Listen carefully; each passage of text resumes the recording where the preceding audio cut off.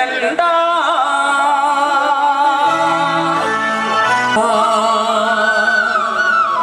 మన జీవనన్నకు ఉంది పల్లె ప్రజల అండదండ.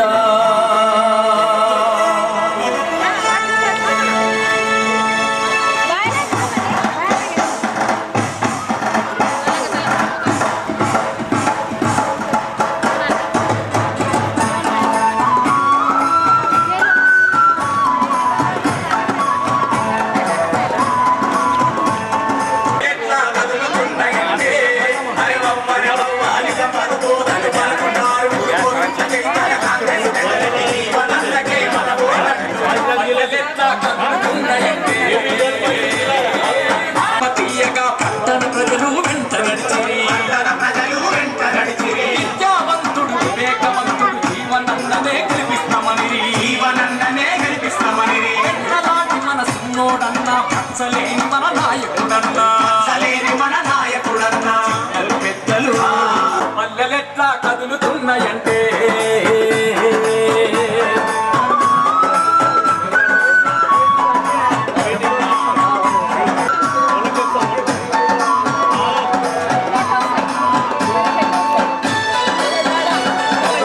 నిజామాబాదు గడ్డ మీద నిజామాబాదు గడ్డ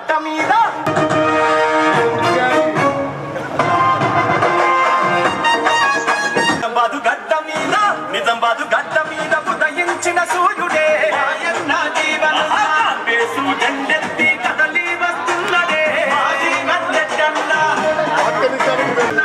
గుర్తు కోటేస్తన చేయూత కలుగునండు నిజామాబాదు గడ్డ మీద నిజామాబాదు గడ్డ మీద నిజామాబాదు గడ్డ మీద ఉదయించిన సూర్యుడే ఆయన జీవన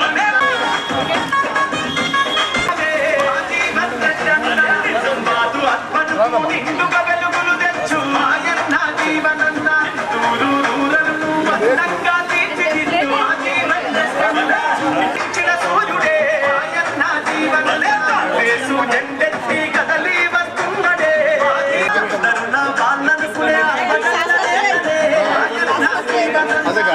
మన జీవనను ఎంపిక కలిపి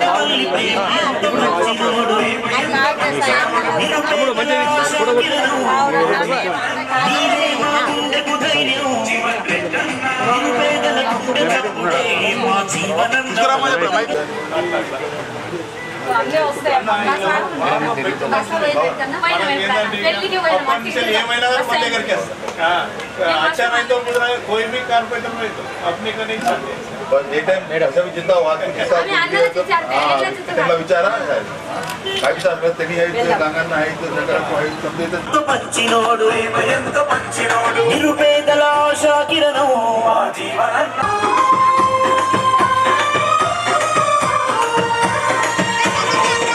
అగ్రహార్మూరు ప్రజలంతా అన్నే మా లీడర్ అండ్రు వాల్కొండ జనమంతా మేకొన్నరు నీ కండగా నిరుపేదల గుండె చప్పుడే మన జీవనన్నాలు పెరుగని నాయకుడతడే జీవన్ రెడ్డి అన్న.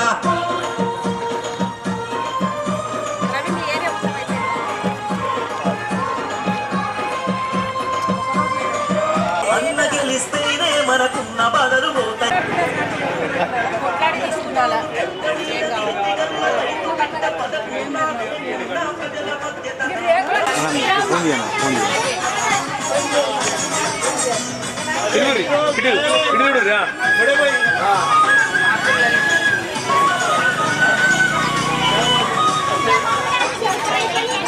అదిగో మీరు ఇంటి చూడు.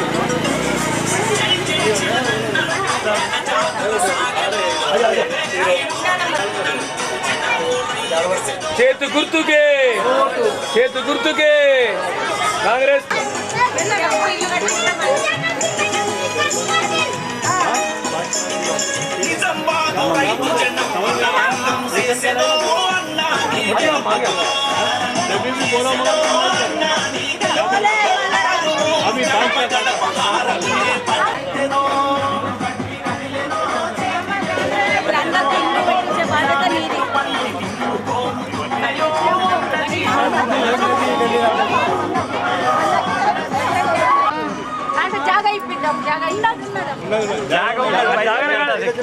బిల్డింగ్ కట్టించేస్తా. చేతు గుర్తుకే, చేతు గుర్తుకే, చేతు గుర్తుకే.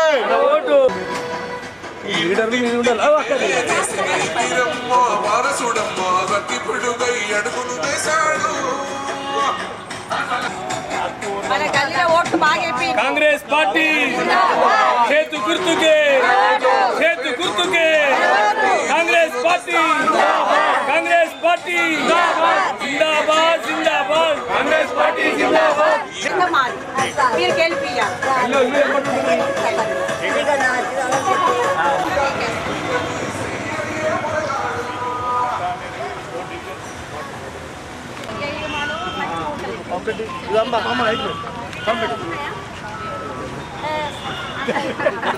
అప్పుడు ప్రేమలు వేరు, ఇప్పుడు కనబడతా కావాలమ్మా. నేను వీళ్ళగా ఎక్కడ ఉన్నా అందరికి చెప్పు. ఎంతమంది పిల్లలు ఉన్నారు?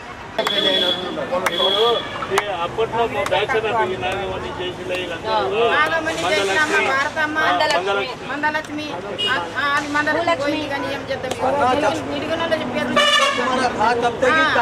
39, 40, 42 డివిజన్లో ఇందిరా ప్రియదర్శి నగర్లో ఈరోజు మేము ప్రచారం చేస్తూ ఉన్నాము. చాలా మంచి స్పందన ఉంది. మొత్తం మా మహిళలు కానీ సోదరులు కానీ బ్రహ్మరథం పడతా ఉన్నారు. ఎందుకంటే కాంగ్రెస్ గవర్నమెంట్ ఉంది, కష్టపడి కాంగ్రెస్ గవర్నమెంట్ తెచ్చుకున్నాము. రేవంత్ రెడ్డి గారి నాయకత్వంలో తప్పకుండా ఇప్పుడు మన అభ్యర్థి అయిన జీవన్ రెడ్డి గారిని పెద్ద మెజార్టీ ఇవ్వాలన్న ఉద్దేశంతో మేము ఇంటింటికి ప్రచారం చేస్తున్నాము. మీ అందరికీ తెలిసిన విషయము, ఈరోజు మన గవర్నమెంట్ రాగానే 6 స్కీములు కూడా పెట్టడం జరిగింది. ఖర్గే గారు, సోనియా గాంధీ గారు, రాహుల్ గాంధీ గారు, ప్రియాంక గాంధీ గారు వచ్చి ఇప్పుడు మన బడుగు బలహీన వర్గాల పార్టీ అంటేనే కాంగ్రెస్ పార్టీ. కాంగ్రెస్ హయాంతోనే కాంగ్రెస్తోనే ఏదైనా సాధ్యమవుతుంది. కాబట్టి మన జీవితాలు బాగుపడతాయనేసి సందర్భంగా తెలియజేస్తున్నాను. ఇక్కడ మేమందరం తిరుగుతున్నాము, సోదరి మనందరూ చెప్తా ఉన్నారు. ఎందుకంటే కాంగ్రెస్ హయాంలో ఇచ్చిన ప్లాట్లే అని చెప్తున్నారు. అప్పుడు కూడా మనం కాంగ్రెస్ హయాంలోనే ఇవ్వడం జరిగింది. 10 సంవత్సరాలు టీఆర్ఎస్ హయాంలో ఒక్క డబుల్ బెడ్రూమ్ కూడా ఇవ్వలేదు. ఒక రేషన్ కార్డు లేదు. పాపం చాలా పెద్ద మనుషులు బాధపడతా ఉన్నారు, వాళ్ళకి రేషన్ కార్డు కూడా లేదు. ఇప్పుడు మనము మన అభ్యర్థిని గెలిపించుకున్నట్లయితే రాహుల్ గాంధీ గారికి మనం అక్కడ కేంద్రంలో ప్రధానమంత్రి అవుతారనేసి సందర్భంగా తెలియజేస్తున్నాను. మన జీవనన్నకు కూడా ఏదో ఒక మంచి పదవి, మంత్రి పదవి కూడా తనకు వ్యవసాయం అంటే చాలా ప్రీతి. ఎందుకంటే తప్పకుండా వ్యవసాయ శాఖ మంత్రి కూడా ఇస్తారు. ఎందుకంటే డెవలప్మెంట్ అన్నీ చేసుకోవచ్చు అనేసి సందర్భంగా తెలియజేస్తూ మీ అందరికీ నా మనవి, చేతు 13వ తారీఖు రోజు చేతు గుర్తుకు ఓటేసి పెద్ద మెజార్టీ ఇవ్వాలని నేను సోదరి ఇవ్వాలని కోరుతున్నా. జై కాంగ్రెస్. నిజామాబాద్ పార్లమెంట్ ఎన్నికల సందర్భంగా 39, 40, 42 డివిజన్లో మేము ఇక్కడ పాదయాత్ర చేయడము, house door to door canvassing చేయడం జరిగింది. ఇక్కడ అందరితోని జనాలతోని ఇంటరాక్ట్ అయినప్పుడు మాకు తెలిసింది ఏమంటే వాళ్ళకి ఏ పథకాలు అందినా అన్నీ కూడా కాంగ్రెస్ హయాంలోనే అందినాయి. హౌజెస్ కానీ, తర్వాత వైట్ రేషన్ కార్డ్స్ కానీ అన్నీ కూడా వాళ్ళ కాంగ్రెస్ హయాంలోనే అందినాయి. తర్వాత వాళ్ళకు లాస్ట్ 10 ఇయర్స్లో ఏ పథకాలు కానీ ఏమి కూడా అందలేదు. వాళ్ళ హౌజెస్ కూడా అన్నీ కచ్చా హౌజెస్ ఉన్నాయి. వాళ్ళకు కనీసం రెగ్యులరైజేషన్ కూడా చేయలేదు. సో వాళ్ళ ఒపీనియన్ ఏమంటే మాకు అంతా కాంగ్రెసే చేసింది కాబట్టి మేమందరం ఏకతాటిగా కాంగ్రెస్కే ఓటేస్తామని వాళ్ళు అందరు కూడా నిర్ణయం తీసుకున్నారు ఈ ఏరియాస్లో. సో నా అనుభవం ప్రకారం డెఫినెట్గా కాంగ్రెస్ మెజారిటీతోని మన నిజామాబాద్ పార్లమెంట్లో గెలుస్తుందని నా ఒక అంచనా. అందరు కూడా ఇది గమనించి కాంగ్రెస్ ఏంటంటే ఏ పక్షపాతం అన్ని కులాలు మతాలు వర్గాలను అన్నిటి కూడా కలుపుకొని పోయే పార్టీ కాంగ్రెస్ పార్టీ. అదొకటి గుర్తుపెట్టుకోవాలి. మతాల మధ్యలో చిచ్చుపెట్టే పార్టీ కాదు కాబట్టి మనం అందరము అన్నదమ్ముల్లాగా ఉండాలి. అందరం ప్రతి ఏరియాలో హిందువులు ఉంటారు, ముస్లింలు ఉంటారు, అందరం అన్నదమ్ముల్లాగా కలిసి ఉంటున్నాము. కానీ ఇక్కడ వేరే మతతత్వ పార్టీలు వచ్చి మన మధ్యలో చిచ్చు పెడుతున్నారు కాబట్టి అందరూ బాగా ఆలోచన చేసి మనకి ఏ పార్టీతోని మనకు డెవలప్మెంట్ అవుతుందో, గత 10 సంవత్సరాలలో కానీ డెవలప్మెంట్ ఇప్పుడు స్టార్ట్ అయింది డెవలప్మెంట్ కాబట్టి అందరు కూడా ఆలోచన చేసి అందరు కూడా చేయి గుర్తుకే ఓటేయాలని కోరుకుంటూ జై కాంగ్రెస్. పార్లమెంట్ ఎన్నికల్లో భాగంగా డివిజన్ నెంబర్ 39, 40, 41, 42 ప్రవీణ్ గౌడ్ గారి ఆర్గనైజేషన్ పరంగా మరి ఈరోజు ఈ వాట్సాప్ తిరగడం జరిగింది.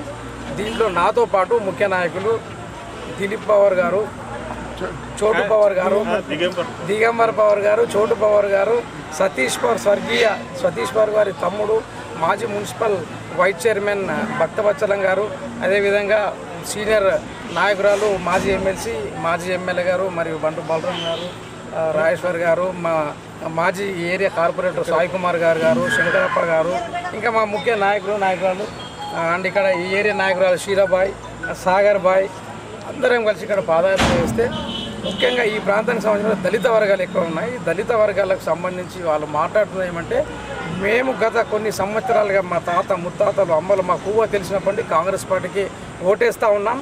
ఇప్పుడు కూడా కాంగ్రెస్ పార్టీకి ఓటేసి చేతు గుర్తుని చక్కని మెజార్టీతో పెద్ద జీవన్ రెడ్డి గారిని గెలిపిస్తాం అని చెప్పడం జరుగుతూ ఉంది. ఈ మధ్య కాలంలో రేవంత్ రెడ్డి గారి నాయకత్వాన ఆ పార్టీ గవర్నమెంట్ తీసుకొచ్చి గవర్నమెంట్లో కాంగ్రెస్ పార్టీ ప్రభుత్వం ఏర్పడిన తర్వాత కొన్ని స్కీమ్స్ అనౌన్స్ చేస్తే ఆ స్కీమ్స్లోకి సంబంధించిన 2-3 స్కీమ్స్ ముఖ్యంగా 200 యూనిట్ల కరెంటు కానివ్వండి, ఉచిత బస్సు కానివ్వండి, ఇటువంటి స్కీమ్లను మేము వినియోగించుకుంటున్నాం. కానీ రానున్న రోజుల్లో మేము ఎప్పటికీ కాంగ్రెస్ పార్టీ కనుక కాంగ్రెస్ పార్టీకి సంబంధించి మా ప్రాంతాన్ని అభివృద్ధి కొరకు నిధులు ఇవ్వాలని వారు కోరడం, మరి ఈ ఎన్నికల తద్వారా మీకు ఏమైతే నిధులు కోరుతా ఉన్నారో వాటన్నింటినీ మేము ప్రయత్నం చేస్తామని చెప్పడం జరిగింది. కనుక వాళ్ళతో మేమందరం కోరేదంటే ఈ ముఖ్యంగా ఈ దళిత వర్గాల ప్రాంతం ఎస్సీ ఎస్టీ మైనార్టీస్ బీసీస్ ఉన్న ప్రాంతానికి సంబంధించి బీజేపీకి కనుక ఓట్లు పడితే భవిష్యత్తులో అక్కడ గవర్నమెంట్ వచ్చిన రిజర్వేషన్స్ తీసేస్తారు, రాజ్యాంగాన్ని మారుస్తామని చెప్పి ఈరోజు మేము మార్చలేమంటున్నారు. గత ప్రభుత్వం బీజేపీ ఫస్ట్ గవర్నమెంట్ వచ్చినప్పుడు బాంబేలో స్వయంగా ప్రధానమంత్రి గారు రాజ్యాంగాన్ని పరిరక్షించాలి అని చెప్పాడు, పునఃపరిశీలించాలని చెప్పాడు. తద్వారా ఇప్పుడు దాన్ని స్పీడప్ చేసిన తర్వాత ఈ సందర్భంగా వాళ్ళు ఏం చెప్తా ఉన్నారంటే నిన్నటి అమిత్ షా ఇక్కడ వచ్చాడు, మేము ఎక్కడ కూడా రిజర్వేషన్ కట్టబడటం భయంతో చెప్తున్నారే తప్ప వాళ్ళ మనసులో ఒకవేళ రాజ్యాంగాన్ని మార్చకుండా రిజర్వేషన్స్ తీయకుండా ఉంటే వాళ్ళ నోటి నుండి ఆ మాట వచ్చేది కాదు. వాళ్ళ నోటి నుండి వచ్చి ఉన్నత నాయకులు ప్రధాని మోదీ గారు ఏమంటారు, ఈ భారతదేశంలో ఉన్న 140 కోట్ల ప్రజలు నా మనుషులు అని చెప్తాడు. మరి మేము బీజేపీ అయితే ప్రశ్నించేది ఏమంటే ఆ 140 కోట్ల జనాభాలో మైనార్టీ ముస్లిమ్స్ లేరా అని సందర్భంగా అడుగుతా ఉన్నాం. కాబట్టి దేశానికి నాయకుడు అన్నప్పుడు అందరినీ కలుపుకోవాల్సిన బాధ్యత. ఈరోజు వారి స్వార్థాలకు వారు మళ్ళీ పీఠాన్ని కైవసం చేసుకోవడానికి ఈ దేశంలో ఉన్న ప్రజల్ని 2 వర్గాలుగా విభజించి మతద్వేషాలు రెచ్చగొట్టి అధికారం తీసుకోవాలని చూస్తున్నారు. కనుక ఓటర్లందరితో మేము 2 చేతులెత్తి నమస్కారం ఇచ్చేది అంటే లౌకికవాద ఈ యొక్క కాంగ్రెస్ పార్టీ ఏదైతే అధికారంలోకి వస్తే కాంగ్రెస్ పార్టీ సెక్యులర్ పార్టీ అందరినీ సమానంగా వస్తుంది, అందరినీ కలుపుకొని పోతుంది. కనుక తప్పకుండా కాంగ్రెస్ పార్టీకి వేయాలి. అదేవిధంగా ఇంకో డిమాండ్ కూడా పెట్టాము, మేము చేస్తామని కుల గణన కార్యక్రమాన్ని చేపట్టడానికి మేము ముందున్నాం. ఎందుకంటే కుల గణన చేస్తే ఈ దేశంలో సెన్సస్ లెక్కలు అవ్వలేవు. ఈ దేశంలో ఎంతమంది ఎన్ని కులాల వారికి సంబంధించిన కుల ప్రాతిపదిక మీద రిజర్వేషన్స్ ఇవ్వాలనే ఆలోచనతో కుల గణన పెడితే ఆ కుల గణనని బీజేపీ వ్యతిరేకిస్తుంది. కనుక వీటి అన్నింటినీ ఆలోచించాల్సిన అవసరం ఉంది. ఈ నిజామాబాద్ అర్బన్లో ముఖ్యంగా నిజామాబాద్ అర్బన్లోనే కాంగ్రెస్ పార్టీ చాలా అభివృద్ధి పనులు చేసింది. గవర్నమెంట్ హాస్పిటల్ బీదలకు కష్టమవుతుందా అంటే హాస్పిటల్ కావాలన్నప్పుడు మెడికల్ కాలేజ్ కావాలన్నారు. మెడికల్ కాలేజ్ని కూడా కాంగ్రెస్ గవర్నమెంట్ 2009లో శాంక్షన్ చేపించి మెడికల్ కాలేజ్తో పాటు హాస్పిటల్ పెద్ద చేసి కట్టేయడం జరిగింది. ఈ ప్రాంతానికి మంచినీళ్ళు నీళ్లు ప్రాబ్లం అవుతున్నప్పుడు అల్లీ సాగర్కి సంబంధించిన కట్టని పెద్దలు సుదర్శన్ రెడ్డి గారు మంత్రిగా ఉన్నప్పుడు కట్టను పెంచి ఈ ప్రాంతాన్నిటికీ నీళ్లు నిజామాబాద్ అర్బన్కి నీళ్ళు ఇవ్వడం జరుగుతుంది. అదేవిధంగా ఎస్సీ ఎస్టీ బీసీ మైనార్టీ విద్యార్థులకు ఇబ్బంది అవుతుందంటే తెలంగాణ పేరు మీద తెలంగాణ యూనివర్సిటీ కట్టించింది కాంగ్రెస్ పార్టీ. మరి ఈ మధ్యకాలంలో బ్రతకడానికి బ్రతుకు తెరువు వరకు దుబాయ్లు పోతుంటే పాస్పోర్ట్ కష్టమవుతుందంటే ఆ రోజు కాంగ్రెస్ పార్టీ అధికారంలో మధుయాష్కి ఎంపీగా ఉన్నప్పుడు పాస్పోర్ట్ ఆఫీస్ తీసుకొచ్చాం. రైల్వే లైన్ పెద్దపల్లి నుంచి సుమారు ఆర్మూర్ వరకు కాంగ్రెస్ పార్టీ రైల్వే లైన్ వేయించింది. అటు నుండి ఇటు 20 కిలోమీటర్లు ఇతర పార్టీ చేసి మాత్రం గొప్పలు చెప్పుకుంటున్నాయి. ఈ అభివృద్ధి కార్యక్రమాలన్నీ కాంగ్రెస్ పార్టీ చేసింది. ఆ రోజు పెన్షన్ కూడా ఆ రోజు ఉన్న ధరలకు అనుగుణంగా రాజశేఖర రెడ్డి గారు 200 రూపాయల పెన్షన్ కూడా చేయడం జరిగింది. ఈరోజు గొప్పలు చెప్తున్నారు పెన్షన్ మేము చేసిన కానీ కాంగ్రెస్ పార్టీ తీసుకొచ్చింది 200 రూపాయలు. ఈరోజు 4000 రూపాయలు ఇవ్వడానికి కూడా సిద్ధంగా ఉంది. ఎలక్షన్స్ ఉన్నాయి కాబట్టి ఎలక్షన్ కూడిన తర్వాత రాని వాళ్ళందరికీ అవన్నీ క్లియర్ చేస్తాం. దయచేసి కాంగ్రెస్ పార్టీకి ఓటని సందర్భంగా కోరుతాం.